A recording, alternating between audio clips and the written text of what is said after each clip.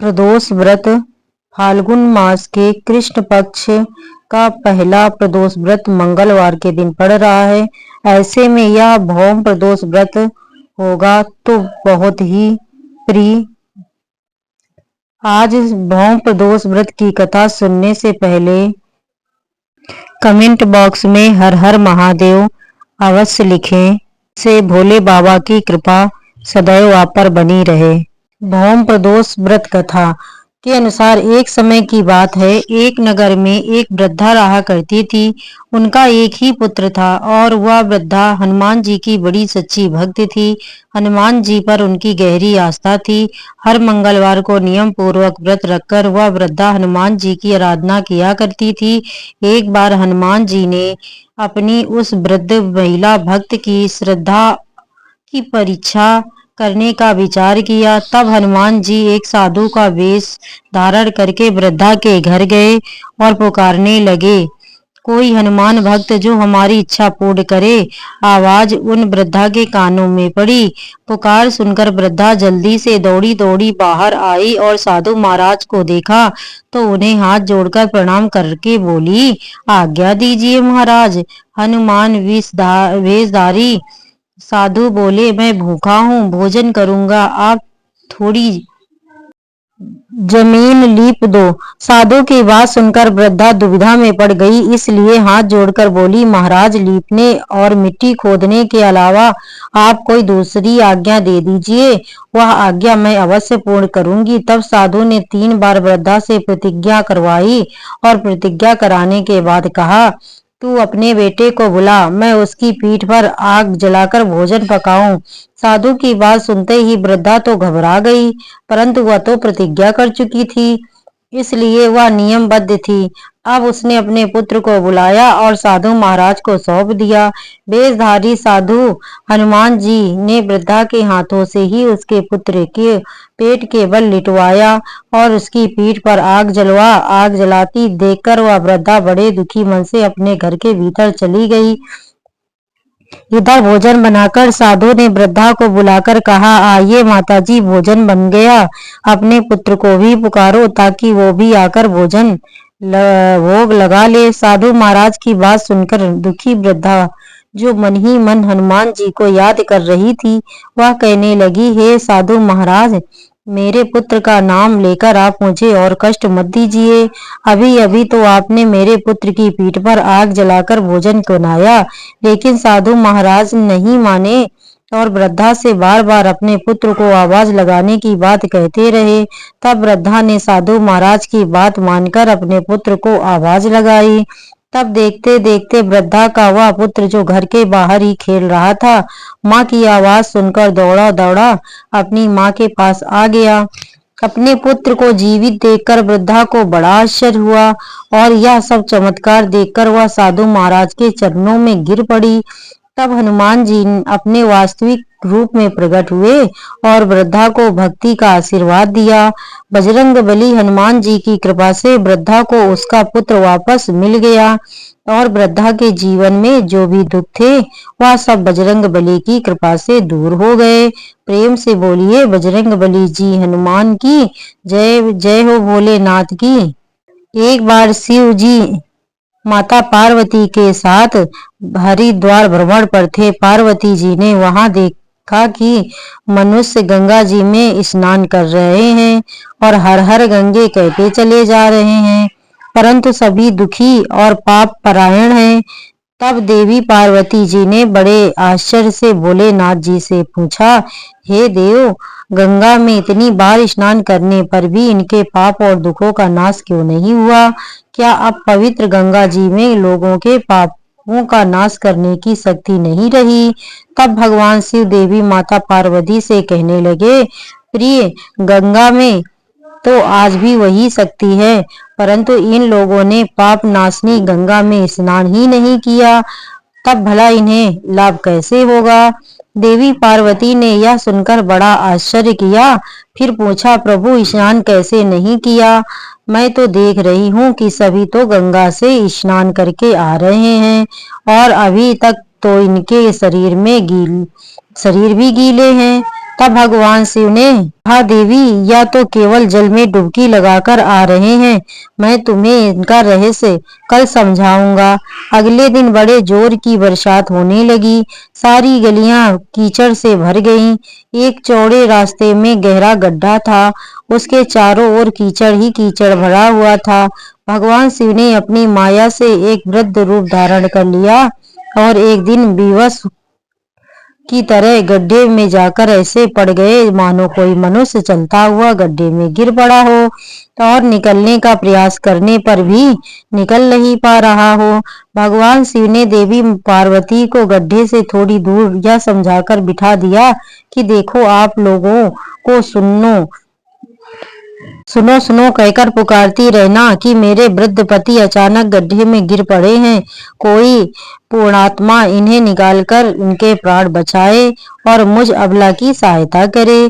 भगवान शिव ने कहा, देवी जब कोई भी मुझे गड्ढे से निकालने के लिए तैयार हो, तब तुम उनसे बस इतना कह देना कि मेरे पति सर्वथा निष्पाप है, इन्होंने अपने जीवन में कभी कोई पाप नहीं किया, इसीलिए इन्हें वही छुए जो स्वयं निष्पाप हो। अगर आपने अपने जीवन में एक बार भी कोई छोटे से छोटा पाप तक नहीं किया हो, तभी मेरे पति को हाथ लगाना, नहीं तो हाथ लगाते ही आप भस्म हो जाएंगे। तथास्तु कहकर देवी पार्वती जी ने गड्ढे के किनारे बैठ गई और फिर आने जाने वाले लोगों को भगवान शिव की सिखाई हुई बात कहने लगी। उधर गंगा जी में नहाकर लोगों के समूह आ रहे थे। एक सुंदर युवती को यूं दलदल के पास बैठी देखकर कई लोगों के मन में पाप आ गया। कुछ लोग लज्जा के डर से डरे तो कुछ लोगों को धर्म का भय हुआ, कुछ लोगों को कानून से डर लगा। कुछ लोगों ने तो माता पार्वती जी को ये भी सुना दिया कि मरने दे उस बूढ़े को, अरे क्यों उसके लिए रो रही है। आगे और कुछ दयालु सचरित्र पुरुष भी थे।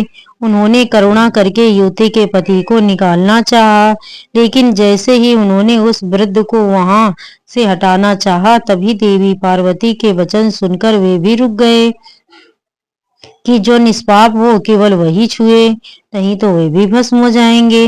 उन्होंने सोचा कि हम तो गंगा में नहाकर आए तो क्या हुआ, पापी तो हैं ही, कहीं हाथ ना चल जाए और इस प्रकार उस वृद्ध को निकालने के कारण कहीं इस स्त्री के कहे अनुसार हम खुद भस्म न हो जाएं।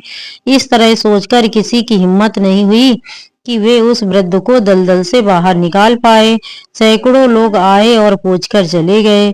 सुबह से शाम हो चली, तब भगवान शिव ने देवी पार्वती से कहा, देखो आया कोई सच्चे हृदय से गंगा जी में नहाने वाला। तभी कुछ देर बाद एक जवान हाथ में लोटा लिए हर हर गंगे कहता हुआ वहां से निकला। देवी पार्वती ने उससे भी कहा वही बात कही। उस नवयुवक का हृदय करुणा से भरा। उसने भगवान शिव को उस गड्ढे से निकालने की तैयारी की। तभी देवी पार्वती ने उसे रोका और कहा कि भाई, अगर तू पूरी तरह से निष्पाप हो तभी मेरे पति को छूना, क्योंकि अगर तुमने जरा भी पाप किया होगा तो मेरे पति को छूते ही तुम भस्म हो जाओगे। लेकिन उस नवयुवक ने बिना कोई सोच के दृढ़ निश्चय के साथ माता पार्वती से कहा, माते मेरे निष्पाप होने में तुम्हें संदेह क्यों होगा? आपको नहीं दिखता कि मैं अभी अभी गंगा जी में स्नान करके आया हूँ। गंगा जी में गोता लगाने के बाद कभी पाप रहते हैं भला? और आपके पति को मैं अभी तुरंत निकालता हूँ। कहते ही उस नवयुवक ने वृद्ध को गड्ढे से बाहर निकाल दिया। तब भगवान शिव और माता पार्वती ने उसे अधिकारी समझकर अपना असली स्वरूप प्रकट कर उसे दर्शन देकर कृतार्थ किया। भगवान शिव ने देवी मां पार्वती से कहा, देवी इतने लोगों में बस इस एक ने ही गंगा में स्नान किया है। इस दृष्टांत के अनुसार जो लोग बिना श्रद्धा और विश्वास के केवल दंभ के लिए, केवल पाखंड के लिए गंगा जी में स्नान करते हैं, उन्हें वास्तविक फल नहीं मिलता। लेकिन इसका यह मतलब नहीं कि गंगा स्नान व्यर्थ जाता है। गंगा स्नान का बहुत पुण्य भी है। गंगा स्नान करने से सभी पापों से तो मुक्ति मिलती ही है, साथ ही मोक्ष की भी प्राप्ति होती है, ऐसा हमारे धार्मिक पुराणों में वर्णन है। अब कर में श्रेष्ठ कमंडल चक्र त्रिशूल धरता, जगे करता जग भरता, जग पालन करता। ओम जय शिव ओमकारा, 64 योनि गावत नृत्य करत भैरो, बाबा नृत्य करत भैरो, बाजत ताल मृदंगा और बाजत डमरू। ओम जय शिव ओमकारा, लक्ष्मी वर सावित्री श्री पार्वती संगे, बाबा पार्वती संगे, अर्धांगी गायत्री सिर पर सोहे गंगे। ओम जय शिव ओमकारा, काशी में विश्वनाथ विराजत नंदी ब्रह्मचारी, बाबा नंदी ब्रह्मचारी, नित्य उठ दर्शन पावे, बाबा जी का भोग लगावे, महिमाति भारी। जय शिव ओमकारा, ब्रह्मा विष्णु सदा शिव जानते अविवेका, स्वामी जानते अविवेका, प्रणवाशर के मादे ये तीनों एका। ओम जय शिव ओमकारा, त्रिगुण स्वामी जी की आरती जो कोई नरी गावे, स्वामी प्रेम सहित गावे, कहत शिवानंद स्वामी, भजत हरि हरे स्वामी, सुख संपत्ति पावे। ओम जय शिव ओमकारा, हे नाथ जाने अजाने बालक विश्वनाथ महेश्वरम, करिए कृपा अविनाशी शंकर सुंदरम, आई शरण हूँ आपकी इतनी अनुग्रह कीजिए, जय चंदी मौली कृपालु अब तुम दरस मोको दीजिए, ले राम नाम निशंक कीनो, है गर ले आहारे तुम, ओ सिंधु से नैया मेरी कर देना भोला पारे तुम, मनसा वाचा कर्मणों से पापी अति हमने कियो, आयो शरण शरणागति की सुध नहीं अब तक लियो, अब तो तुम्हारे हाथ है गिरिजापति मेरी गति, जय पशुपति जय पशुपति जय पशुपति जय पशुपति, जय जयति योगेश्वर तुम्ही हो, बल बुद्धि के हो प्रकाश तुम, मन मंदिर बीच निवास करिए, जान जन सुख रास तुम, लज्जा हमारी राखना, शिव आप ही के हाथ है, तुम सा न कोई दयालु भगवन कृपालु दीनानाथ है, जय त्रापि मोचन जय त्रिलोचन पूर्ण पारावार, जय कैलाश वासी सिद्ध काशी दया के आगार, जय शिव दया के सिंधु है, जन है शरण जन फेरिए, करके कृपा की कोर शंकर दीन जन दिस हेरिए, शुभ बेल के कुछ पत्र हैं, कुछ पुष्प हैं, मंदार के फल हैं, धतूरे के दरे कुछ सा के अक्षति धार के। सेवा हमारी तुच्छ है, फल कामना मन में बड़ी, प्रयासी भोलानाथ से रहती हृदय में हर घड़ी।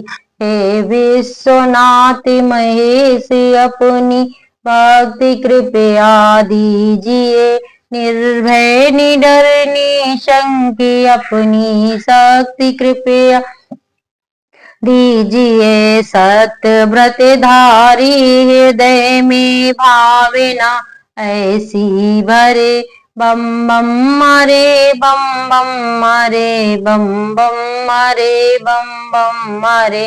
मंडी जटा में गंगधारा, तापे लोकों के हरे।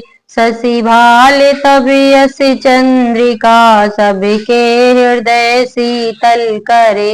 वरदे वरदायिनी, धन्य धान्य से धरती भरे। जय शिव हरे जय शिव हरे, जय शिव हरे जय शिव हरे।